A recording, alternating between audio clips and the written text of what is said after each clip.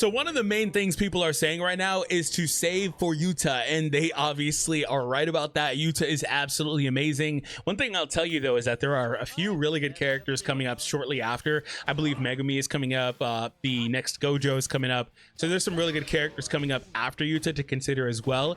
And I'll talk more about Yuta and what some of these characters do later on in the video, but apparently Yuta could be just a little bit closer than we are expecting, because since Junpei is coming out tomorrow at the time of the recording, that could mean that Yuta is a little bit faster than we're expecting. So we're going to cover that here today. I hope you guys enjoy. My name is DFree. We're making a ton of content on Phantom Parade, and you're going to want to make sure you stick around for it. So make sure you hit that thumbs up. About 80% of viewers are also not subscribed, so make sure you subscribe as well. And yeah, so basically let's go ahead and kind of talk about this. So like I said, since Junpei is coming up tomorrow, which is not the 16th, which I believe was the data mined date or one of those things like that, the expected date probably, there is apparently going to be a 4-day lag, or a 4-day I don't know, head start I guess, on when that's going to happen. And that also means that from here on out, they probably will have, you know, the characters come out 4 days faster than you would expect based on when the game released in the Japanese version. So for context, the game is about to be a year old. It almost released globally a year after the game came out in Japan, and that's a big deal. But the cool thing with that is that it does give us a little bit of a clean slate, like in terms of like day to day, almost like how you know exactly what's coming out, and it's not like it's two months and 3 days away or something weird like that. It's like, no, we're a year back and this is how things go. But anyway, I'm gonna just run the next stage here. But anyway, what that means is that since Junpei is coming out, and everyone should skip him, by the way, that does mean that Yuta will be coming out probably on the 25th, 26th. So that's pretty interesting as well. I had speculated whether or not, because this is a global version, we still don't really know how they're going to handle it. Maybe there were changes to the way Junpei works. Maybe there are things like that. We don't really know until we see it in action, because there are a lot of different global games that have come out that have done different things that you can maybe pull from. I had speculated maybe they would drop Yuta shortly after launch, like in this time slot, a few days after, basically. That could have been a thing that they tried to do. Apparently they're not doing that, which I'm happy for. But yeah, there's a lot of different ways they can handle this. But ultimately that means that Yuta will probably be coming up, like I said, around the 26th instead of the 30th. And that extra few days may or may not be a good thing for most people. It definitely means you have less time to save, but if you've been saving all along anyway, then that probably doesn't bother you, because you're just like, dude, I just want to summon, I just want to use what I have. I've been waiting for a long time, and that's certainly understandable. But Yuta is one of those characters, and we're gonna pull him up here. He's one of those characters that, like, if you have him, he makes a huge difference. And the cool thing with this game, I've said it several times in videos, is that characters have a lot of longevity, which is awesome. It means that these characters are still relevant today. All the characters I'm using right now are still relevant to a degree. Mostly all of them anyway. Nobara has a few characters that are, you know, around. Gojo too has a few characters, but they're still all S tier or SS tier depending on their roles, right? And so they're all characters, like I said, the longevity that are used today. And so that is definitely also going to be the case with the upcoming Yuta. And we're going to cover exactly what he does here in just a moment. But my whole point of this video was to let you know that he's probably coming out around that time period, unless, like I said, it's a global thing and maybe he comes out next week instead of, like, you know, 2 weeks from now. But we don't know exactly until we see it in action.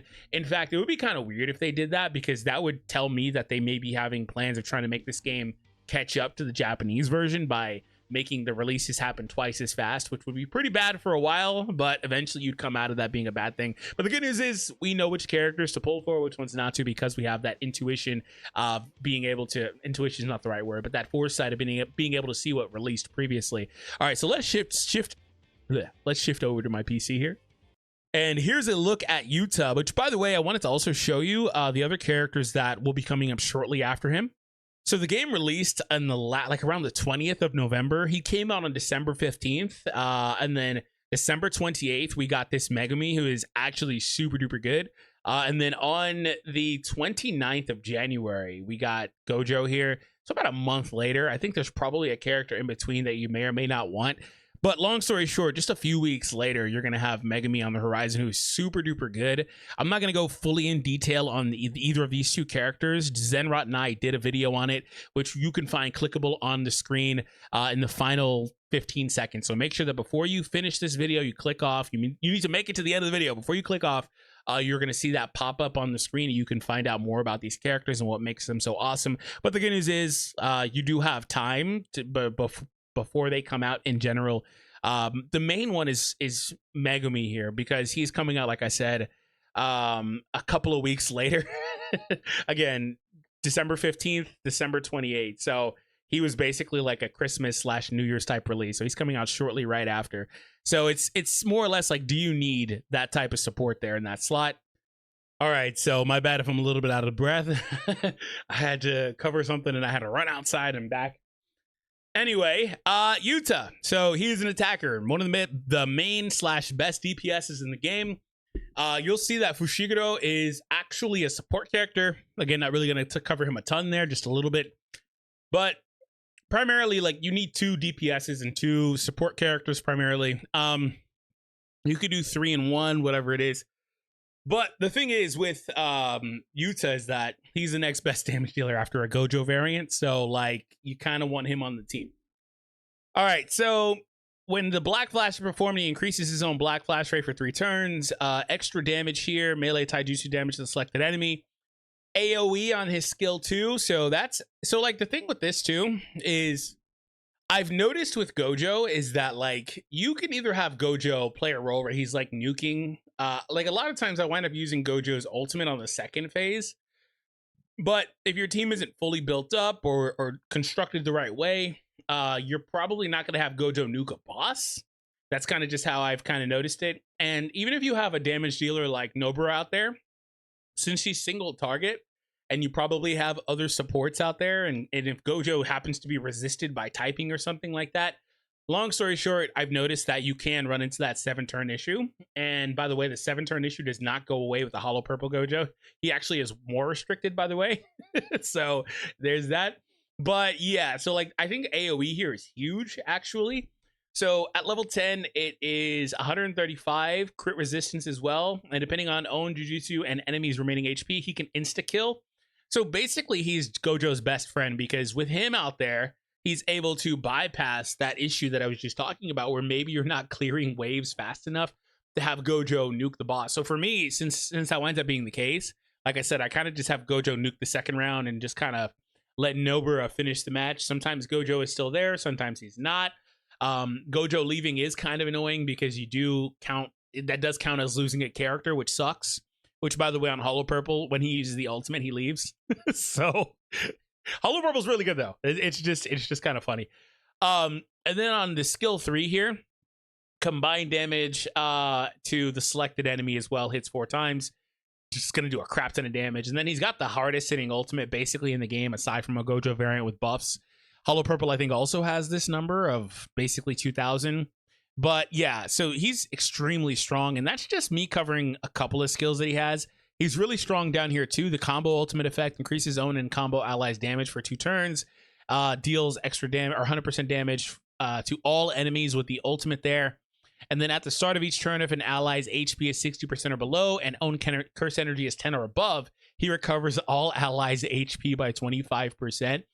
Adding in the healing there is kind of crazy, because you could also run into an issue where you have trouble with the character surviving long enough, depending on the way that your team is, if you're under leveled or whatever, and he's just going to offset that completely. It excludes himself and deals low damage to cursed spirits. So basically he can't heal cursed spirits. That's lore accurate stuff. Decreases his cursed energy, increases his own damages, and fills his ultimate gauge by 200% up to 3 times during battle. That's insane, dude. Absolutely insane. And then right here, don't bully Yuta. When targeted by an enemy's attack, certain chance to deal 120% melee juicy damage to the enemy. So basically like a retaliation, it sounds like. But regardless, he is going to be, again, able to output a lot of damage, insta-kill enemies, hardest hitting ultimate of the game, gets the ultimate charge with the passive. He is going to be, again, that next DPS for your team. And so ultimately, the cool thing with him is that if you got him, you got Gojo, you've got 2 supports, ideally Yaga and Nanami. You are set for, like, you probably can clear the entire game for at least the next 6 months. So like, that's kind of the value with Yuta. Fushiguro is he's more of a support character with the domain. He's got the AoE here. But while his domain is active, basically he uses the ultimate, if I remember correctly, to trigger the domain. Yeah, he does a bunch of different things while the domain is active. Decreases all enemies' damage, increases all enemies' damage received, grants attack immunity to self. So that's the skill Gojo has. Decreases his own skill's cursed energy cost. He basically turns into mini Gojo. Unable to fill his ultimate gauge after that, but that's kind of whatever. You don't really need it anymore. Melee damage to the enemy combined with Jujutsu damage, and then also range damage to the selected enemy. Increases the selected enemy's Taijutsu damage received by 60% for 2 turns, and stuns the enemy with a 100% chance. That's just all level 1 stuff. It doesn't go up, though. Level 10 here on this skill, when the domain is active, melee combined damage equal to 210, and Taijutsu 210 to all enemies, so AoE hit. All enemies, instead of just being Taijutsu, it adds in Jujutsu damage as well, so you get extra bonuses from that. And also another bonus here, 180% range Jujutsu damage as well. And then for the skill 1, while the domain is active, deals damage, and also increases the selected enemy's damage received by 75% for 3 turns. So, like, I said he's an attacker. He's a supporter. He's actually an attacker. In fact, he's listed as an attacker. He is a damage dealer. He's a little bit of both, though. Like, so he's a fun character because you can have him fill both roles on your team. And so I think he's extremely strong and versatile for that. And then he also will be doing more damage as he's doing these debuffs on the opponent as well. So ideally, my point is, ideally, you don't go all in on Yuta. I mean, you could, but I think you want to walk away with both of them, ideally. And you'd be in a really great spot for this game until probably about the half-year anniversary where we get Toji and the teen characters. So that is everything, guys. I hope you all enjoyed. And like I said, that video should be clickable on the screen where we go into more detail on these characters and others like the teen Gojo and so on and so forth. They're on the screen right now.